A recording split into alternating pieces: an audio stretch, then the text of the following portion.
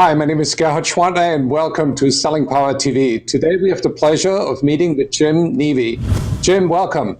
Hi, Gerhard. What is your title? My title is Senior Vice President of Sales and Marketing Operations for SunGard Financial Systems. So, Jim, you have gone through a profound transformation in your company in the last 18 months. Can you describe the milestones? Sure. I think I would describe it as we're in the process of that transformation. We've done quite a bit in the last 18 months. I would describe, just based on some of my experience from the past, that we've probably done 36 months worth of work in 18.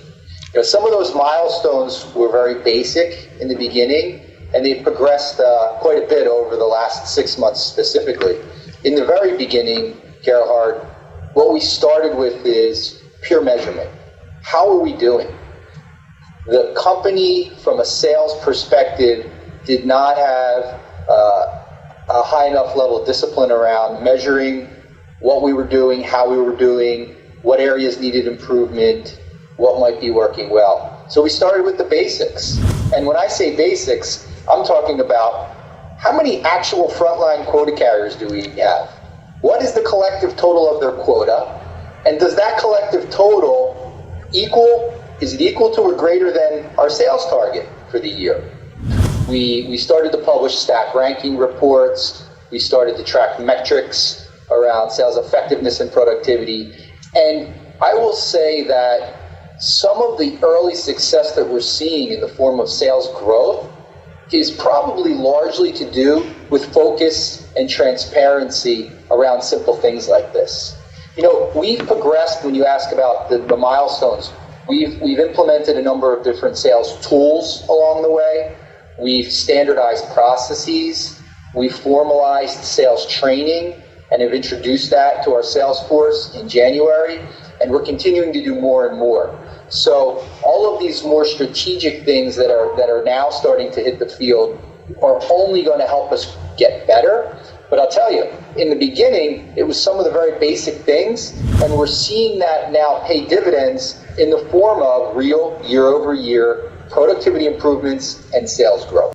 So when you embark on a journey like that, Jim, I see that you have faced a number of trade-offs. I imagine that was very difficult to decide which road to take. One of the largest challenges that I would describe, it goes like this.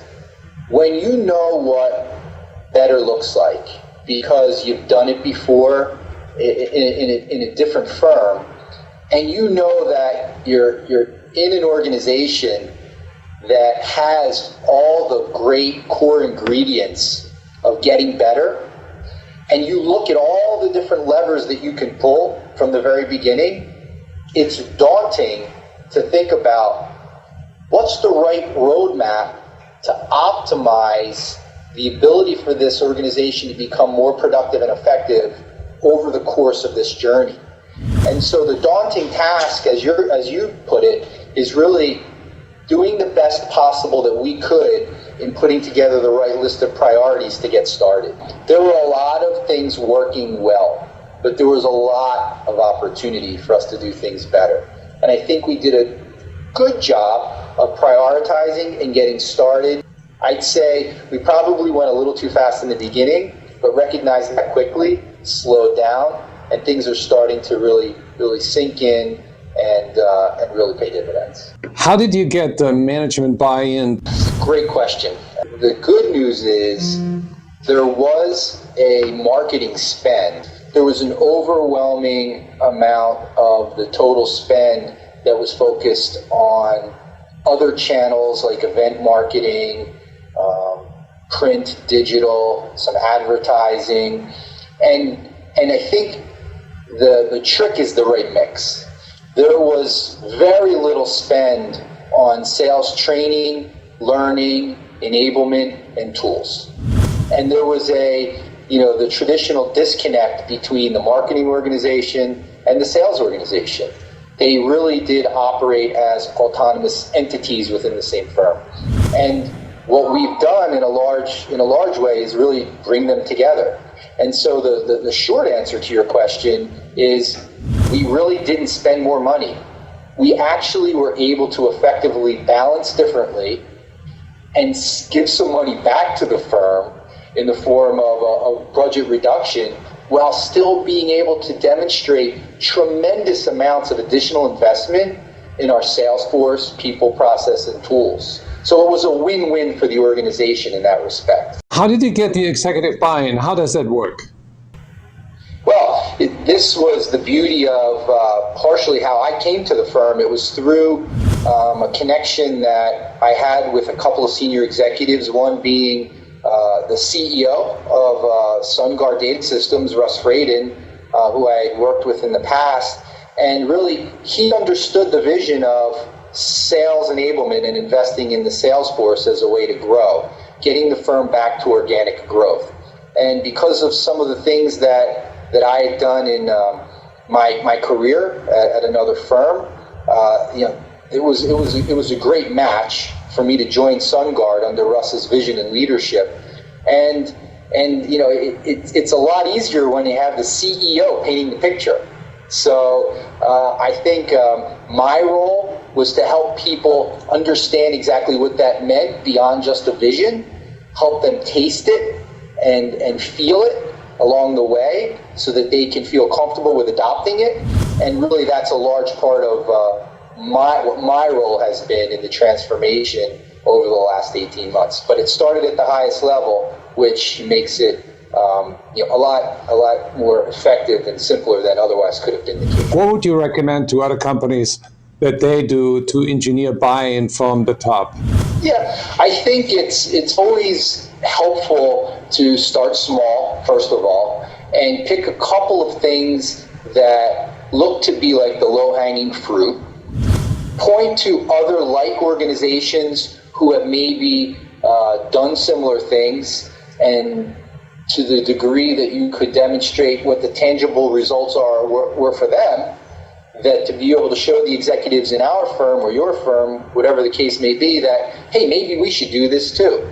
There's something to be said for, the phrases of best in class, world class. But when you pick functions and components within those functions that truly can be recognized as best in class, because those that are recognized at that level are doing it, and you can tie that back to results, and then apply a what-if scenario within your own firm, then that really helps to have the executive team, understand, okay, maybe this is worth a try.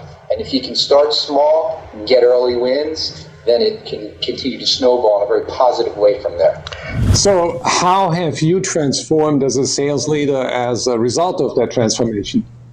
Oh, that's a great question. I appreciate that. Thank you. I think that the great thing about SunGard that's helped me in my transformation is something that's very different than what I've been accustomed to in the past, and it's really around the global footprint of this firm. I mean, we truly are a global organization. And historically, my experiences are much more rooted in North America and to some degree Europe.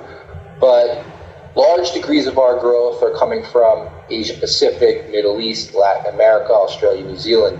And so understanding and really appreciating in this transformation the necessity that you need to adopt and consider different cultures in your implementation, right? So selling is a function that transcends globally, but how it's done, how it's received, the pace at which you can implement change varies greatly by region and cultures within those regions. I've had, in an 18-month period, 4 trips to Asia. I've had 7 or 8 trips to Europe, and I will be visiting Latin America in the coming months. It really is important to be able to get on the ground with the sales force, in the market, in front of the customer, to really have a true full appreciation for what they do and how it does differ globally. To sit in a single location in New York City and manage from behind a desk is not nearly as effective as being in the field. So what do you see as a future scenario for you? We started a job, and we're well along the way, and we have a lot more to do.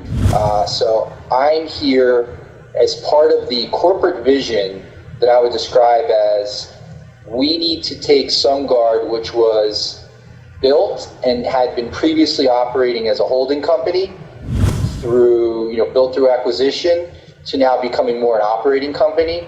And for the sales and marketing function, my vision is and responsibility is to lead that and make it a best-in-class organization, and to be recognized as such globally within the world of sales and marketing. And as we continue to evolve and potentially change our organization as we go through this transformation, look, there may be different roles for many of us to play. I have a lot more to do over the next 12 months, and I like to look at responsibilities and milestones a year at a time. We're halfway through 2013 from a sales perspective. We're approaching double-digit year-over-year growth. 2014 will be when all this great new selling will turn into revenue, and we will start to see the revenue line hopefully also recognize that double-digit growth. And there could be a possibility for us to go public over the next few years. That may happen, it may not, but I'd like to be a part of that and be able to play a meaningful role in the success of that, should that be our future. Thank you so much, Jim. That was a great interview. Thank you, Gerhard.